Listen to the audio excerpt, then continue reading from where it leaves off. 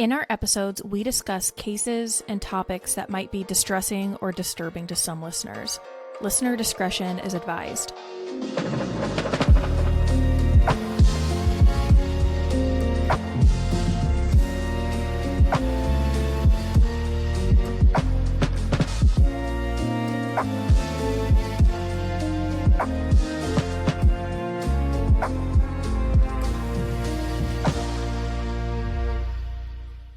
Hello, everyone, and welcome back to another episode.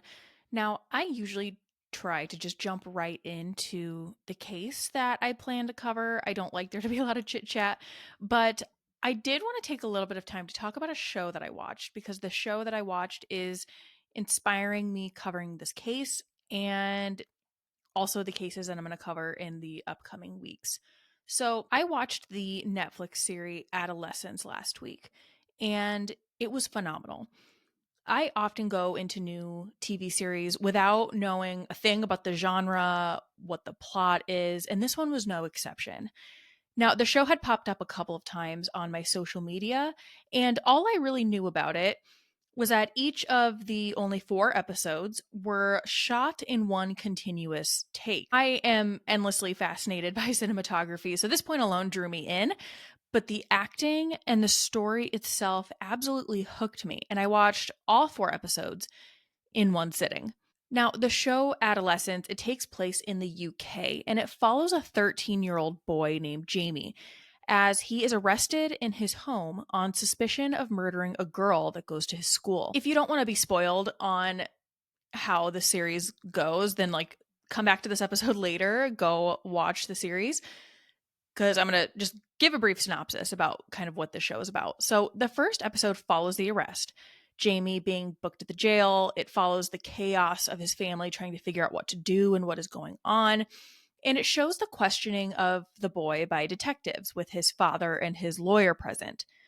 The second episode follows 2 of the detectives, and they spend a day at Jamie's school. And they're looking to question some of Jamie's classmates and friends, and they have 2 big questions. Where is the murder weapon, and why did he do it?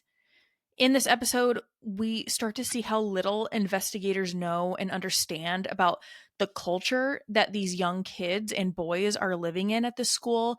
And we also see how ill equipped the school itself seems to be in dealing with them. The third episode follows a female psychologist who has to conduct an evaluation of Jamie. And here in this episode, we really see how this culture that these young boys are living in impacts the way that they view women and masculinity and themselves. And the fourth and final episode follows Jamie's family on a day almost a year after his arrest, and it shows how Jamie's actions have impacted them and how Jamie's parents, despite seemingly being loving and protecting, missed the radicalization of their son that was happening right under their noses and right in their own home. Now, this series, it's not based on one specific story or case, but the creators wanted to tell the story of how and why some boys come to develop such a hatred for girls and women, and how that can turn deadly. And at the end of the show, there isn't one solid thing you can point to and say that is what did it. But it highlights failures on multiple ends: the failures of the school system, of society, of his parents, of his friends, and of technology. It's an absolutely phenomenal series, one I would highly recommend everyone watch, especially if you have children. The creators of this series wanted it to start a conversation. And so, in this episode and the next couple of episodes, I'm going to talk about a couple of cases that immediately popped into my head while I was watching. Some of the cases, I believe, are similar to the story of Jamie in Adolescence, and others maybe only have a few similarities. They all deal with young men, some who commit a singular act of violence against a peer, or others who have committed mass killings after being radicalized online. I want to start with a fairly recent case here in the United States, one that was stunning because of the sheer brutality of the act. Let's start with The Murder of Tristyn Bailey by Aiden Fucci. On Sunday, May 9th, 2021, officers with the St. Johns County Sheriff's Office in Florida were dispatched in reference to a missing 13-year-old girl, Tristyn Bailey. According to incident reports by the responding officers, Tristyn had been reported missing around 10 that morning on the 9th. Tristyn's mother, Stacy, called 911 to report that her daughter wasn't in her room that morning when the entire family woke up. After some questioning, it's determined that Tristyn was last seen the night before around midnight by a sibling and that she was supposed to be sleeping in her room.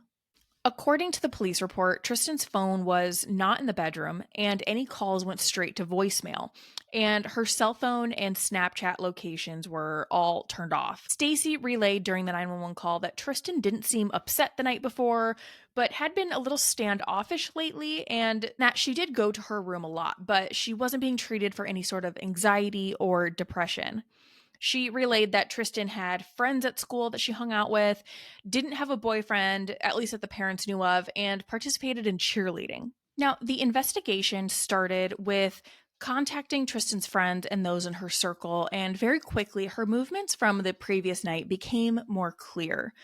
Investigators identified a boy that I'm not going to name, but they went to his house to speak with him. This boy told the officers that the previous night Tristyn was at his house and she had snuck out of her own home and into his. He told police that it was him, Tristyn, and another boy named Aiden Fucci, and that they were all together at his house until around 1 a.m. when Tristyn left with Aiden. This boy said that Tristyn was wearing a black and gray t-shirt with the word pink across the front and black sweatpants. So officers go and they locate Aiden Fucci and they speak with him. And Aiden also said he had been at this boy's house and that they both left together around 1 a.m. Now, with the permission of his mother, Aiden showed the officers where the two of them went after leaving this other boy's house. He showed them the route that they walked and that on a certain street, Aiden said that Tristyn turned to go walk toward her own home and that he kept walking and he got home around 3 or 3:30 a.m. Immediately, police question him on this timeline because the walking distance between this first boy's home and Aiden's was only a little over a mile, and the walk should have taken at most 30 minutes. With this, Aiden changes his story. He said that he and Tristyn continued walking along the road, and at a certain point, they got into an altercation, and that Tristyn had grabbed his genitals. Aiden claimed he then pushed Tristyn to the ground, which caused her to strike her head. According to police reports, it was at this point that officers began to believe a crime may have occurred. They advised Aiden Fucci of his rights, and at this point, he and his parents requested an attorney. Despite that, right, the investigation continues. So over the next hour and a half, police continue contacting Tristyn's friends. They attempt to obtain her last known location through her cell phone records, and they canvass the neighborhood to look for surveillance video that might have caught them. For phone records, they got a little bit. Investigators were able to see that her last outgoing call was on May 7th around 9 p.m., and that was to her sister. And they saw an incoming call around 12:25 a.m. on the 9th from Aiden Fucci's phone number. The rest of the calls were all incoming, and those began around 9:40 a.m., which would have been right around when she was discovered as not being in her room. There was also some location data that they received as well. During the canvass, they did find some significant surveillance footage. So, surveillance video from an amenity center was reviewed, and the footage depicted two subjects walking past the main entrance along the sidewalk around 1:24 a.m. on the 9th. At another residence later that evening, police reviewed and obtained surveillance video that showed two subjects walking east on the sidewalk in front of this person's home around 1:45 a.m. One of the subjects looked to be wearing a hooded sweatshirt that was light in color and white shoes with a noticeable black Nike swoosh on them. The second subject was shorter than the first and was wearing what looked to be a light colored shirt and black shoes. I don't know about the pants. They don't really describe the pants in the police report. But Later on the same surveillance video, around 3:27 a.m., the surveillance video from the same home showed just one subject walking west. The subject was wearing a light in color hooded sweatshirt, and they were carrying a pair of white shoes with a distinguishable black Nike swoosh. Um, they really harp on the Nike swoosh on there, which will become relevant later on. So the investigation on the 9th all went very quickly. Everything I just described has happened from about 10 a.m. when Tristyn's mother had called 911 to report her missing, to that last bit of surveillance footage being obtained around 8 p.m. There's a lot more that happened throughout the day, and we'll get into some of that later. On the 9th, however, at 6 p.m., police received a call from an individual who said that they had located a deceased female in a wooded area east of a cul-de-sac and near a retention pond. Units responded and identified the deceased female as 13-year-old Tristyn Bailey. Crime scene technicians located a few items around her cell phone being one of them, and the scene, all in all, was brutal. Her autopsy later on would determine that she had been killed between 1:45 and 3:30 a.m., and her cause and manner of death were determined to be homicide due to sharp force trauma. Tristyn Bailey, just 13 years old, had been stabbed 114 times. The wounds were on the top of her head, the back of her neck, back of both arms and hands, and on her back. The report says some of the injuries to her hands were penetrating, which indicated that at the time of the injuries, her hands were on a hard object, most likely her head. So there were a lot of defensive wounds, and based on the nature of the injuries, it appeared that the suspect was standing behind her and came at a downward angle. Now, there was a metallic fragment located on the top of Tristyn's skull, which was discovered during x-rays, and the knife was assessed to be a single-edged blade approximately 4 inches in length. At the crime scene, after more searching, a Buck brand folding knife with a wood and brass handle was recovered. The tip of the knife was bent and fractured. So, multiple search warrants were obtained, multiple homes were searched, and in Aiden Fucci's room, they found multiple knives, a sweatshirt with possible blood on it, and a pair of white shoes with a black Nike swoosh with blood on them. Let's get into the arrest of Aiden Fucci. So, if you recall, at a certain point, Aiden is advised of his rights and he and his parents request an attorney. Well, at some point around this time, I don't know if this is before or after they had requested an attorney, Aiden Fucci is sitting in the back of a patrol car and he actually starts Snapchatting. So, one of the Snapchats is him taking a selfie and doing a peace sign, and he had typed a text banner over the top that said, "Hey guys, anybody seen Tristyn lately?" And according to police reports, a couple people responded with WTF Aiden, and another one said, "You were with her, Aiden, you know what happened to her." There was also another Snapchat, and he's in the backseat of this patrol car with another kid. I'm thinking it's that boy that they first talked to. And they seem to be joking around, and they're really just not taking the situation seriously. They keep saying, like, "Hey, Tristyn, come out anytime." They're dropping F-bombs, like just really making light of the situation. Eventually, police become aware of these Snapchats, and his phone was eventually seized, and they later used these Snapchats as evidence against him. Now, just before 9 p.m. on the 9th, Aiden Fucci is brought to the investigation division and is placed in an interview room. And these rooms are both audio and video recorded. And I'm going to read directly from the police report. Aiden was delivered to CID and placed in interview room 2, which was both audio and video recorded. Aiden's father, Jason, and mother, Crystal Smith, were present in the room with Aiden. While inside the interview room, Jason and Crystal both made several comments advising Aiden not to speak about any possible involvement he may have had, and also advised Aiden the room was being recorded. Crystal and Jason began asking Aiden questions about the incident, which Aiden answered. The following is a synopsis of their conversation. For further details, refer to the video recording, which was placed in evidence. You can find this video online. Both Crystal and Jason advised Aiden not to speak until his attorney arrived.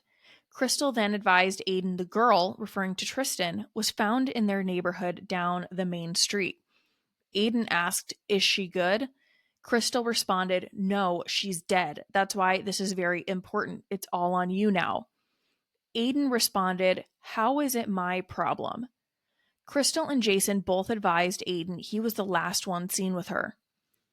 Jason asked Aiden if he understood this was a serious situation. Aiden advised he understood. Crystal and Jason both told Aiden the Snapchat he posted in the back of the police car was not a smart idea, and they have been receiving threats because of it. Jason asked Aiden if he had any scrapes or anything on him. Aiden responded, "No, sir." Jason asked Aiden if he told the police anything different, which neither he nor Crystal knew. Aiden stated he did not. Aiden then explained he told the police Tristyn probably got picked up by her drug dealer. Additionally, Aiden advised that Tristyn was not going to go home and was going to find someone to stay with. Crystal continued asking about where Tristyn went after Aiden left her. Aiden stated she probably kept walking. Jason interjected and stated Aiden pushed her down, then kept walking. Jason then cut himself off and stated, "We probably shouldn't be talking in here." Jason then stated, "You walked away. You came straight home. You didn't turn back around to see where she went?" Aiden shook his head, "No." Jason then asked, "What were you doing outside that late at night?" Aiden stated he was at this boy's house hanging out. Jason asked, "Did you kiss her or do anything with them?" Aiden stated he kissed Tristyn and denied doing anything further. Jason then asked, "So your DNA is going to be on her?" Aiden did not respond. Jason stated, "We saw your shoes were off on the camera. Why were your shoes off?" Aiden responded, "Because my feet were hurting, and those shoes give me blisters." Crystal asked Aiden if he came home and snuck back out again, or if he was at this boy's house the whole day. Aiden stated he did not sneak back out and was at the boy's house the whole day. Jason advised because of the Snapchat Aiden and this boy took in the back of the police car, people on social media believed that Aiden and this boy had raped and murdered Tristyn. Aiden did not respond.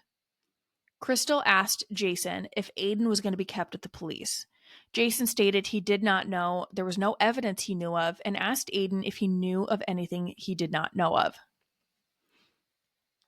Crystal asked Aiden if Tristyn really grabbed him and he pushed her. Aiden stated Tristyn did grab him. Jason asked if Aiden knew what happened after he pushed her. Aiden stated no. Crystal asked if Tristyn said ow or got mad. Aiden stated Tristyn yelled out his name, he pushed her, he told Tristyn to F off, and he walked away. Aiden stated Tristyn probably walked off because she was no longer next to him and he did not look back. Jason asked if there was anything to worry about. Aiden indicated no. Crystal advised Aiden that their house was being searched, and Jason asked Aiden why he was damp or wet when he got home. Aiden advised he was wet because a water from a cup had spilled on himself. Jason pressed Aiden on how he was wet, and Aiden then stated that he fell. At approximately 20:59 hours, Detective Thompson entered the interview room and requested Jason and Crystal's consent to collect a DNA buccal swab, photographs, and fingernail scrapings from Aiden. Crystal advised they were going to wait until their attorney arrived. After the detective left the room, Jason and Crystal explained the things Detective Thompson requested were a DNA test to make sure nothing was underneath his nails and nothing was on his body. Crystal explained detectives were going to go home and collect the clothes Aiden was wearing. Jason asked, "There will be nothing on those clothes, right?" Aiden stated, "No, sir." Crystal asked if Aiden wore khakis or blue jeans. Aiden advised he wore blue jeans. Crystal asked again if Aiden was sure there was nothing on them. Aiden replied, "I don't think so. Why?" Crystal then gave Aiden a questioning look and whispered, "Blood." Crystal then stated, "When we looked on the camera, you were wearing khakis." Shortly after, Crystal asked, "Right?" Aiden then indicated yes. This appeared to be Crystal attempting to convince Aiden he was wearing khaki pants instead of blue jeans, contrary to his previous response. Crystal asked Aiden about the alleged drug dealer. Aiden advised he never saw this drug dealer and has only ever heard about him. Jason asked about a rumor of Aiden and Tristyn getting into a black car to get drugs. Aiden stated he did not. Now, there's a lot that's blacked out on this portion of the police report, but the next part says, Jason asked again if Aiden kissed Tristyn last night. Aiden advised he did kiss Tristyn along the walk. Crystal stated she didn't see why Aiden kissed Tristyn. Then she grabbed Aiden, and then Aiden pushed her. Jason and Crystal both advised Aiden to find his story and stick to it. Jason and Crystal explained an autopsy would be completed and explained what could be discovered during the autopsy. Crystal asked Aiden if he ever said why it took him so long to get home. Aiden stated he walked around by himself slowly and was looking at the stars. At approximately 21:08 hours, Detective Manning entered the interview room and escorted Crystal, Jason, and Aiden to another room where their attorney, Anwar Snober, was waiting to meet with them. At approximately 22:26 hours, Aiden, Crystal, and Jason came back into the recorded interview room with a substantially more upset demeanor. All were sniffling and appeared to have been recently crying. Crystal reminded Aiden the room was recorded and instructed him to not say anything. Jason and Crystal made several comments about Aiden not coming home this evening and spoke with the detectives about where Aiden would be placed for the night and the next several days. Note, these comments were made after consulting with their attorney and before any decision was made or communicated to arrest Aiden. Aiden asked Crystal and Jason if there was a chance of him going home this evening. Crystal stated, "They're going to search my house first, and if there's any kind of thing that links, but I doubt he's going to go home, Jason." Aiden then stated, "I know I'm staying here."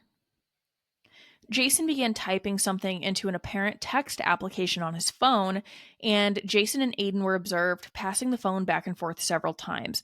This appeared to be a means of communication between Jason and Aiden to subvert investigation efforts. Crystal asked Aiden if he was high last night. Aiden stated he was not. Aiden stated he smoked CBD last night, not THC. Aiden stated THC gets him high, CBD does not. Crystal then stated, "I'm just trying to think if you did something stupid, maybe something made you do it, that would justify it." While Aiden was in the interview room, Detective Thompson attempted to interview both Jason and Crystal independently about any information regarding the investigation. During the audio and video recorded interviews, both Jason and Crystal refused to provide any information regarding this investigation. That is what the police reports say about kind of the interactions between Aiden and his parents in this recorded interview room. So in the beginning, similar to the Snapchats, he appears to show no worry or care about the situation. He was making light of the situation in the Snapchats, and with his parents in the interview room, he made the comment, "Why is that my problem?" So behaviorally, already, there's a lot going on here, and we'll get more into that a little bit later. But also what I want to talk about is you can see here how police use the moments where Aiden and his parents are talking against him later on. It's another reminder of why it is so important to not say anything until you can speak to your lawyer. And that even if you are not speaking directly to police, the rooms like that they were in are recorded and someone's absolutely watching. And some of the things that you might not even think are that important can be used against you later on. And I mean, I'm not defending him, obviously, but it's just kind of like a life tip, right? Like, just watch what you say in there, because even the things like Eden admits, "No, I wasn't high," that can be used against him later on if they try to use that as a defense. It was Aiden himself that confirmed that the subjects walking were him. He was the one that said, "I was carrying my shoes because they hurt my feet." That confirmed to police that the person they saw on the recordings carrying the shoes was Aiden Fucci. Otherwise, they would have had to have proven that it was Aiden walking on those surveillance videos. And I've seen it. It is obvious that it's him. But again, it just shows how everything that you say can and will be used against you. At 3:30 a.m., so we're now on May 10th, Aiden Fucci is officially arrested and charged with murder. He is initially charged with second-degree murder because initially that first boy, that the boy that he was with prior to him leaving with Tristyn, there was a period of time where they were trying to determine if this other boy was also involved. But later on, the charges are changed to first-degree murder, and Aiden Fucci is the only one that is charged. Now, regarding his arrest, this is what the police reports say as kind of everything that came together to support the arrest of him. So it says at approximately 3:30 a.m., Aiden Fucci was arrested and charged with second-degree murder for his suspected involvement in Tristyn's murder based on the following circumstances. Aiden Fucci was identified as a subject who last had contact with Tristyn. Aiden provided inconsistent statements but admitted to leaving the boy's residence with Tristyn at approximately 0110 hours and returned home at approximately 0330 hours. Video footage obtained from Saddlestone Drive on May 10th, 2021 at approximately 0145 hours depicted two subjects walking east toward the pond where Tristyn was later located deceased. That said May 10th, but that is supposed to be May 9th. That is the morning that Tristyn was murdered. Anyways, one of the subjects was wearing what was clearly distinguishable as a pair of white shoes with a black Nike swoosh. The second subject appeared to be wearing dark clothing. Tristyn was located deceased in an area consistent with the direction of travel of the two subjects observed on video. Tristyn was found with multiple sharp force trauma injuries and was wearing clothing consistent with the second subject observed in the Saddlestone Drive video surveillance. The same video depicted one subject walking west away from the pond, carrying a distinguishable pair of white shoes with a black Nike swoosh. While Aiden Fucci was in an audio and video recorded interview room with his mother, Crystal, and father, Jason, Aiden's parents asked him about coming home at approximately 3:30 a.m. from the video surveillance in their residence. Specifically, Aiden was asked why he was carrying his shoes, to which he responded his feet hurt. This admission thereby identified himself as the subject observed on the Saddlestone video surveillance carrying his shoes. The search warrant executed for Aiden's residence yielded several items of evidence for which appeared to have been hidden in Aiden's bedroom and yielded a presumptive positive test for blood. Aiden was secured and escorted to the St. Johns County Jail to be booked in on this charge without further incident. Now, you can find the incident reports from police in a full, 200-page investigation report online. There's so much more in these reports that show other leads they followed up on that didn't really amount to anything. It discusses Aiden's mother seemingly tampering with evidence at a certain point, which I know she was charged for later on. So at this point, we know that Aiden Fucci killed Tristyn Bailey. He pleads guilty. A lengthy sentencing hearing was conducted. It lasted multiple days. The state put forward all of their evidence. A psychologist testified that we will talk about, and there are powerful victim impact statements given, and members of Aiden Fucci's family also have a chance to testify. So the answer to who did it in this case came very quickly. But the biggest question I had when this story first came out, and it's the question I still have, was why? Aiden Fucci was just 14 years old. How could a 14-year-old stab a girl just a year younger than him 114 times? It seems absolutely unthinkable. Now, over the course of the investigation, police speak with a couple of Aiden's friends, and one of them is a young girl who was apparently Aiden's girlfriend at the time. And I'm going to read from the police reports here because I think this is one of the most significant pieces in trying to understand Aiden Fucci's mind. Okay, so this is what the police report says about what they learned from talking to Aiden Fucci's girlfriend, who was either 13 or 14 at the time. So A detective responded to her home to meet with her. I'm going to call her Z. The detective conducted a sworn audio recorded interview with Z, who declined to have her parents present during the interview. Z's parents consented to having Detective Newman interview her without their presence. In short, the detective learned the following. Now, Z is in 8th grade and is in a dating relationship with Aiden. Z advised that Aiden had anger issues and that Aiden himself hated the things he did when he was angry, which he told her was to throw things. So Aiden has admitted to Z when he gets angry, he throws things and he doesn't like what he does when he gets angry. Now, Z has stated that she has seen Aiden be violent and provided an example of when he was supposed to buy a vape from another juvenile. Instead of buying the vape, Aiden just took it and beat up this kid. Now, Z advised that Aiden always carried a knife with him whenever he was not in school. Z described 2 of Aiden's most common knives. One was a gray and black folding knife with an orange skull on the handle with a serrated blade, and this knife Aiden had named and called Picker. The second knife was a folding knife with a wooden and brass handle, which he called Poker. Z advised that Aiden talked about killing people frequently, and he had even made previous statements about wanting to kill her. Z advised on occasion Aiden would take his knife out and pretend to stab her with it. Z advised of other occasions where Aiden would surprise her from behind, put the knife to her throat, and pretend to slit her throat. She said she had a conversation with Aiden within the last month. The 2 of them were sitting on the roof of her home, and during this time, Aiden said that he was going to murder someone. Z advised Aiden stated the murder was going to be planned, that he would find a random person walking at night, drag them into the woods, and stab them. Aiden told her this murder was going to happen soon, and she should expect it within the month.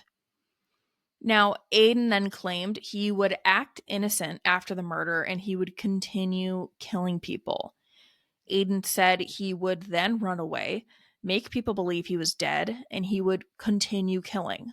Z said that Aiden would frequently, apparently, hide things behind the dresser in his closet if he didn't want his parents to find them. That's significant because that is where some of the clothing that had blood on it was found in his room.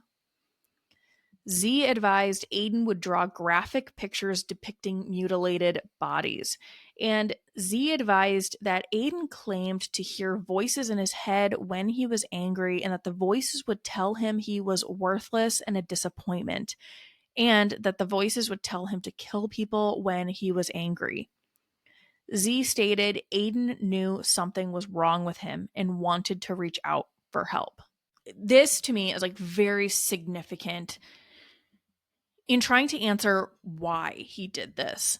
And it obviously doesn't answer the question completely, but what really stuck out to me is that Aiden admits to Z that he wants to kill another person and that he hears voices in his head that tell him to kill people. And it's clear on this that he had seemingly fully planned out the murder of Tristyn Bailey beforehand. He said it was going to be a random person. I don't know at what point he decided it was going to be Tristyn Bailey, but he mentions this plan to Z. And this act, him telling her of his plans beforehand, it's a concept that is discussed a lot when talking about mass shooters. And it's this concept of leakage. You see this happen a lot with mass shooters prior to them committing their acts. They will mention what they're going to do to a friend. They'll post about it on social media, something where they are putting it out there ahead of time. And in terms of preventing mass shootings, leakage, it's one of the most critical moments for intervention. And there has been a lot of research done into this concept of leakage and what mass shooters do beforehand. But researchers have said that the act of essentially leaking this information prior can be interpreted as a call for help. Research continuously shows that mass shooters generally are in a moment of extreme crisis. And Z says herself that Aiden had expressed that he knew something was wrong with him and he wanted to reach out for help. Now, to me, despite the seeming lack of empathy and the callousness he exhibited in the Snapchats and the comments he made to his parents, but just according to what Z says, he really seems to at least have an understanding that there's something wrong with the way he deals with his anger and that there's something wrong with how he is thinking about killing someone. And he knows it's wrong, but even him admitting that he would essentially fake his own death and run off and continue killing, it's like he knows that these urges that he has and this curiosity and fantasy he has of wanting to kill someone, it's outweighing the fact that he knows it's wrong. And he says he wants to reach out for help, but I don't know if he ever did. I just think it's very fascinating. And, I've read research about psychopaths and how they have this lack of empathy. They have this callousness to them and they understand right from wrong, but it's that they don't care about the differences. And I see that here with Aiden Fucci.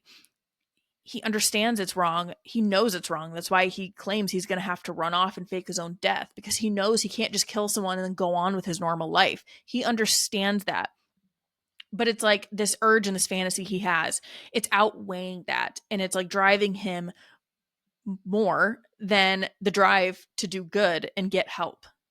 Now, during sentencing, a psychologist named Dr. Gregory Pritchard was called to testify, and I'm going to read from an article published in the First Coast News by Renata D. Gregorio and Toby Nell Perkins.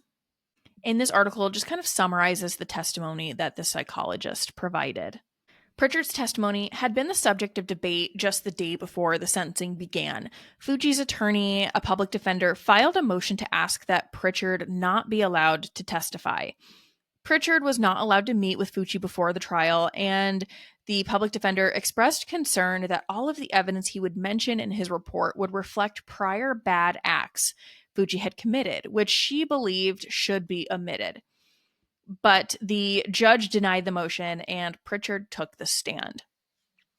And having worked at like a public defender's office, I can absolutely see the argument that they're making. And that would be a normal argument for a public defender to make. So it's not like something outlandish.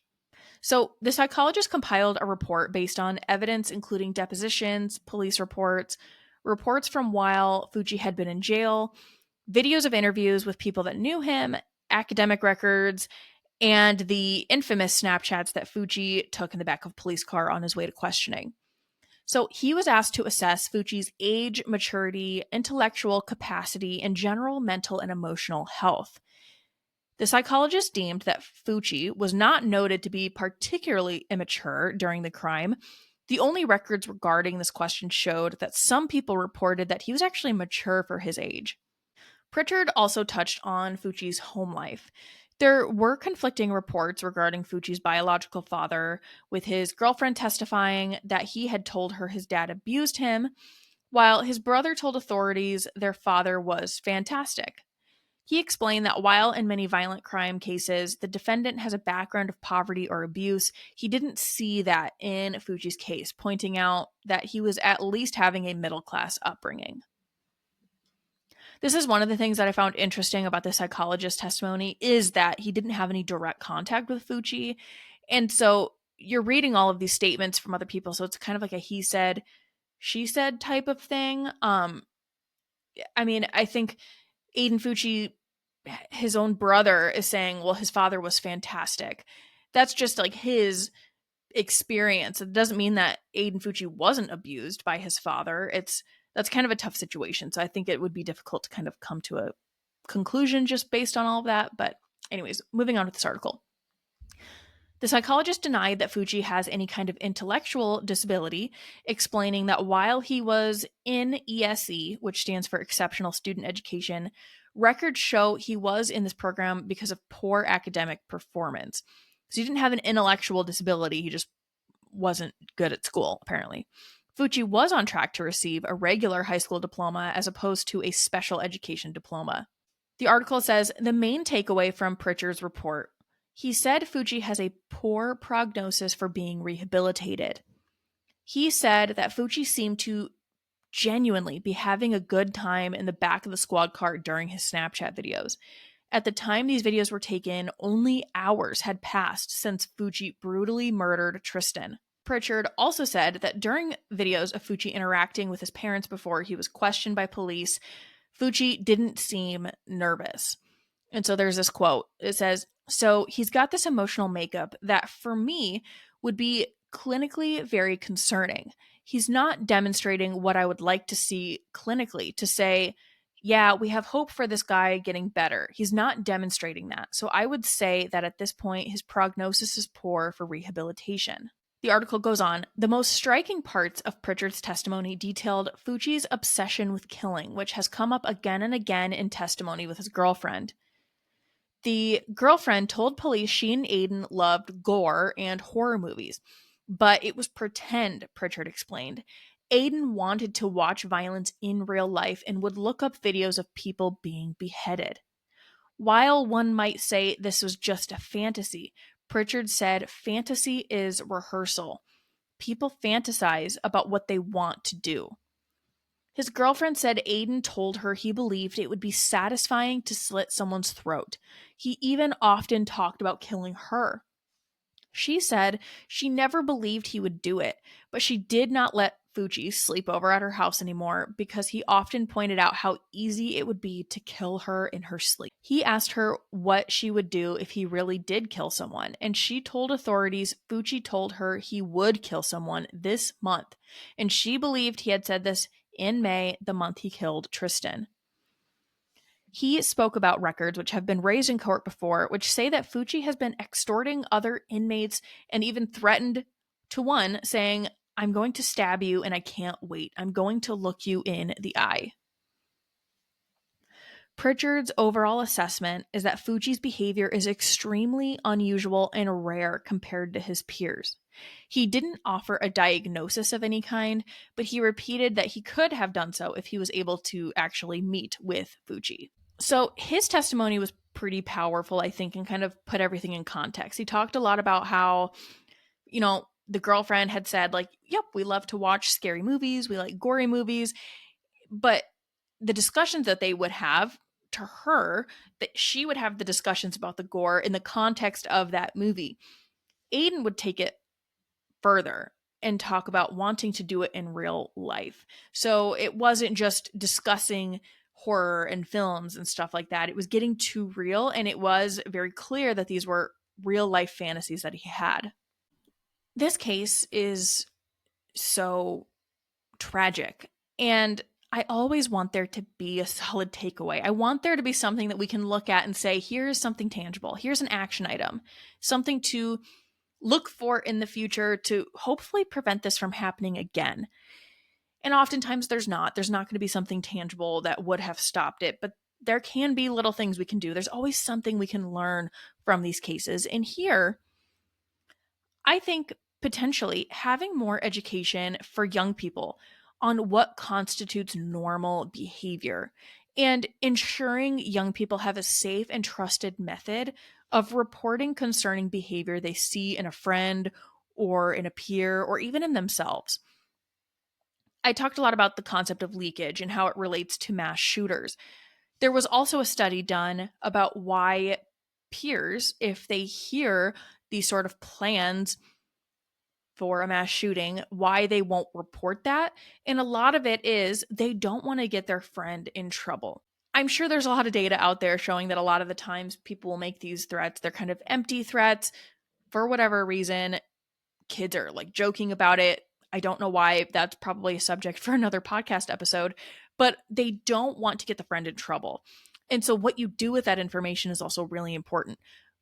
But a lot of the times kids just don't have someone they can go to tell it to. They might not have a trusted adult in their school. I know some states have implemented like anonymous type reporting mechanisms where then all of this information is kind of vetted, and if something is deemed serious, they will go and check it out. So Aiden's girlfriend, right, was told explicitly of his plans to kill someone. And I mean, she was only 13 or 14 at the time, and perhaps she didn't take it seriously or didn't want to get him in trouble, so she didn't say anything. But so I think that is an area where it's very clear kids need to understand when something is serious and should be communicated to an adult. Something else, I suppose, is better access to mental health care and education on how to properly regulate emotions. I am personally a staunch believer in the US needing to have universal health care like Medicare for all, and I think that has to include mental health care. I mean, imagine having routine check ins with a therapist and being able to identify harmful thought patterns early on. Aiden's girlfriend mentioned that Aiden was aware of his troubling responses to his own anger and that he wanted to seek out help. What if he had had a regular check in with someone who was equipped to deal with that and someone that he trusted to talk to about stuff like this? There is still a lot I don't know about this case. I don't know what Aiden Fucci's social media patterns were like. I don't know what other factors really influenced him. But we need to keep looking at these hard subjects and these tough stories. We need to keep asking questions. We need to be looking at how a 14-year-old boy was somehow driven to commit such an incredibly heinous act against a 13-year-old girl. Tristyn Bailey should still be here.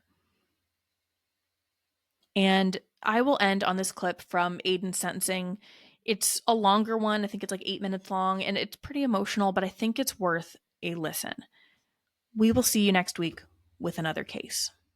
I would submit that this case is probably the most difficult and shocking case that this county in St. Johns County has dealt with. In the 20 years that I have been, or 16 years that I have been practicing law, and the 30 years that I have lived and worked in this all of Northeast Florida, this case is one of only a very small few that had this level and this type of impact on the community.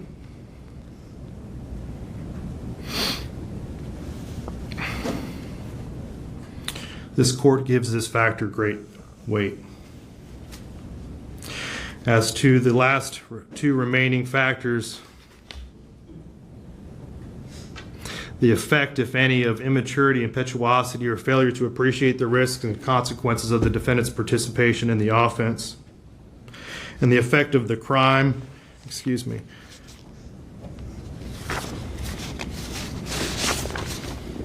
and the nature and circumstances of the offense committed by the defendant. These factors are somewhat combined.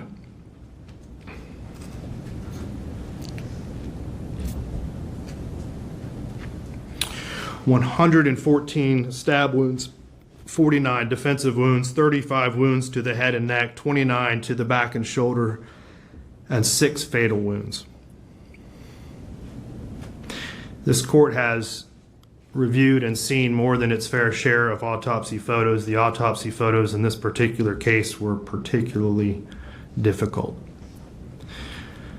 The 49 defensive wounds indicate that Tristyn Bailey was conscious, that she was aware, and that she was doing everything she could to fend off this attack. She suffered a painful, horrifying death from someone that she trusted. Her screams were most likely stifled by her own suffocating lungs. He lured her into a secluded place in the woods near his home, a person that she trusted, and he led her there under false pretenses. There was a heightened level of premeditation in this case. Based on the prior statements that he made to his girlfriend and his friend, He indicated that he was going to kill someone. At which point he determined that it was going to be Tristyn Bailey, I don't know. But there was going to be a victim. He indicated that how he was going to do it, that he would take them into a wooded place, that he would stab them, he would kill them and then run away so that he could keep on killing. He told his best friend that he wanted to kill someone to see what it felt like, and he wanted to watch them bleed out. This particular crime was committed with the weapon of choice as a knife, which he nicknamed poker. That required a up-close, personal,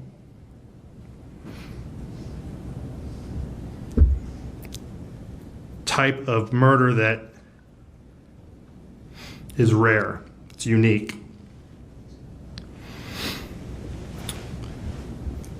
The court accepts that in 2019, of all juvenile arrests, only 7% were violent and only 1% of those were homicides. This crime is clearly an outlier, and it was shocking, and it is shocking to the conscious. This court finds that the defendant's participation in this offense was not the result of immaturity or impetuosity. He understood the risks and consequences of his actions. He previously told his girlfriend that he was going to do this. That clearly shows that he had been planning it.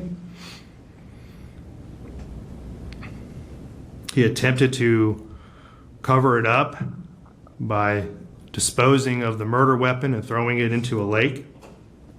He then attempted to conceal evidence by hiding his shoes and shirt and jeans, taking a shower, stealthily entering his home, and then the actions immediately after with the Snapchat videos in the back of the police car and the story that he made up about pushing her and her hitting her head, which was clearly refuted by the video evidence in this case. All of that shows, and this court finds, that this was not an immature or an impetuous type of crime. It makes it unique. It makes it extraordinary.